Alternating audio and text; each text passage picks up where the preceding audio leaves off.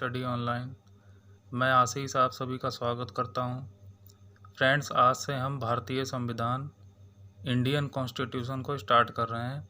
यहां से सभी प्रतियोगी परीक्षाओं में बहुत सारे प्रश्न देखने को मिलते हैं।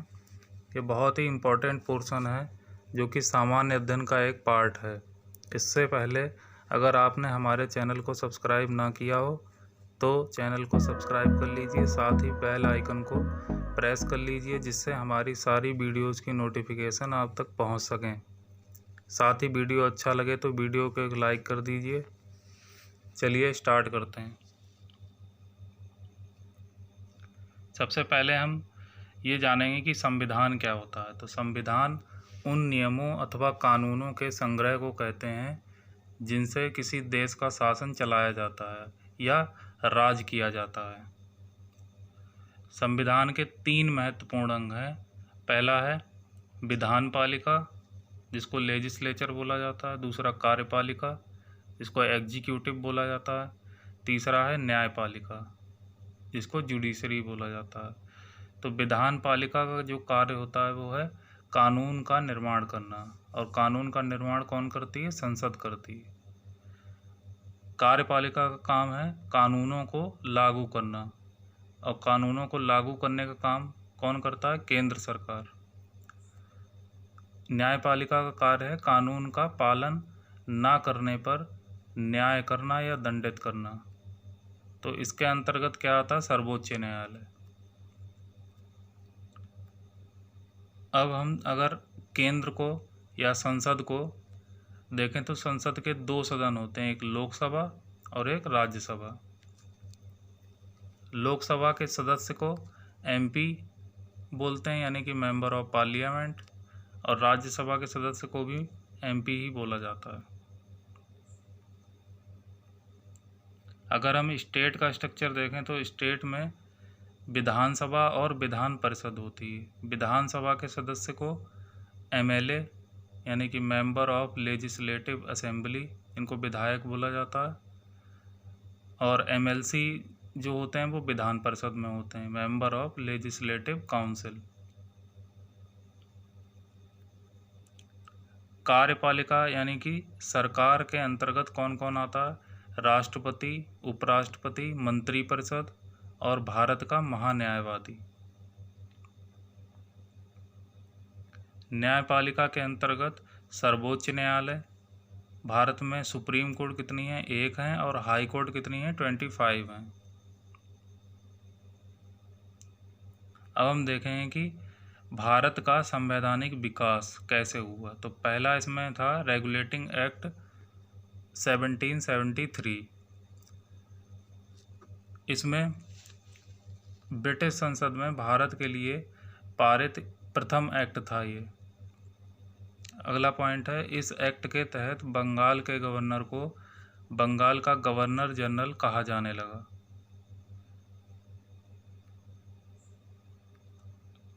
तो अगर हम देखें इसमें तो बंगाल का अंतिम गवर्नर और बंगाल का पहला गवर्नर जनरल कौन होगा? Warren Hastings. नेक्स्ट पॉइंट है, बंगाल में 1774 ईस्वी में एक सर्वोच्च न्यायालय की स्थापना कलकत्ता में की गई, जिसमें लॉर्ड एलिजा इम्फे को मुख्य न्यायाधीश बनाया गया। साथ ही 3 अन्य न्यायाधीशों की नियुक्ति की गई। सर्वोच्च न्यायालय कलकत्ता में मुख्य न्यायाधीश लॉर्ड एलिजा इम्फे थी, और अन्य न्यायाधीश कौन कौन से थे? 3 अन्य न्यायाधीश थे, लॉर्ड हाइड, लॉर्ड चैम्बर्स और लॉर्ड लेमिस्टर। इसके बाद आया पिट्स इंडिया एक्ट 1784 ईस्वी में। तो इसका पहला पॉइंट है, रेगुलेटिंग एक्ट 1773 की कमियों को दूर करने के लिए एक संशोधित अधिनियम 1781 में पारित किया गया, जिसे एक्ट ऑफ सेटलमेंट कहते हैं। Act of settlement. Next point है, भारत में ईस्ट इंडिया कंपनी के अधीन क्षेत्रों को पहली बार ब्रिटिश आधिपत्य क्षेत्र कहा गया। नेक्स्ट पॉइंट है, ब्रिटिश सरकार को भारत में कंपनी के कार्यों और इसके प्रशासन पर पूर्ण नियंत्रण दिया गया। किसके अंतर्गत? पिट्स इंडिया एक्ट के अंतर्गत। नेक्स्ट पॉइंट है, भारत में भारतीय नागरिक सेवा इंडियन सिविल सर्विसेज की स्थापना 21 अप्रैल 1793 ईस्वी में हुई। नेक्स्ट पॉइंट है, प्रत्येक वर्ष 21 अप्रैल को नागरिक सेवा दिवस के रूप में मनाया जाता है।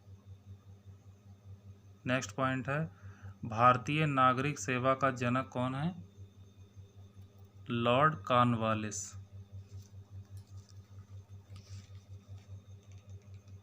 इसके बाद आया चार्टर एक्ट 1833 ईस्वी में।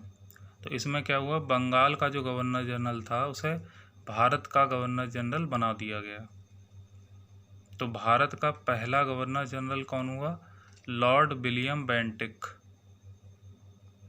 इसके बाद आया चार्टर एक्ट 1853 ईस्वी में। इसमें क्या था, 1853 में भारतीय सिविल सेवा के लिए लिखित परीक्षा की शुरुआत की गई, जो लॉर्ड डलहौजी द्वारा, उस समय का भारत का गवर्नर जनरल यही था। नेक्स्ट पॉइंट है, भारत के पहले सिविल सेवक कौन थे? सत्येंद्र नाथ टैगोर।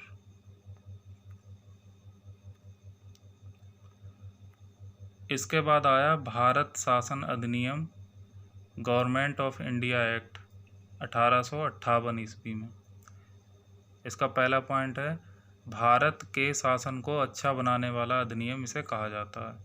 इसके तहत भारत में ईस्ट इंडिया कंपनी को बंद कर दिया गया। नेक्स्ट पॉइंट है, भारत के गवर्नर जनरल पद को वायसराय के पद में बदल दिया गया। यानी कि भारत का जो अंतिम गवर्नर जनरल था वो अब भारत का प्रथम वायसराय बन गया। तो वो कौन था? Lord Canning. नेक्स्ट पॉइंट है, भारत का पहला बजट जेम्स विल्सन के द्वारा 1860 ईस्वी में पेश किया गया। नेक्स्ट पॉइंट है, भारत में आयकर का जनक लॉर्ड कैनिंग था। नेक्स्ट पॉइंट है, भारत की दंड संहिता यानी कि आईपीसी इंडियन पीनल कोड की शुरुआत कब हुई? 1861 ईस्वी में। भारत में विभागीकरण का जनक यानी कि इंडियन डिपार्टमेंट्स का जनक किसे कहा जाता है? लॉर्ड कैनिंग को।